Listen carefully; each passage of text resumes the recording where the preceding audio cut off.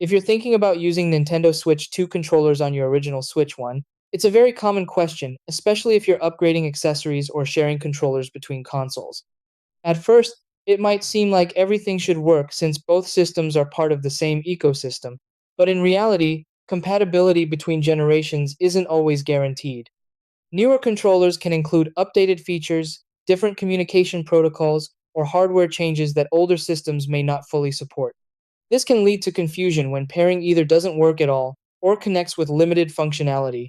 The key is understanding how backward compatibility works for controllers and what limitations you might run into. Once you know what to check, it becomes much easier to figure out whether your setup will work. Try these. Step 1. Turn on your Nintendo Switch 1 and go to the home menu. Step 2. Open controllers and select Change Grip or Order. Step 3. Put your Switch 2 controller into pairing mode.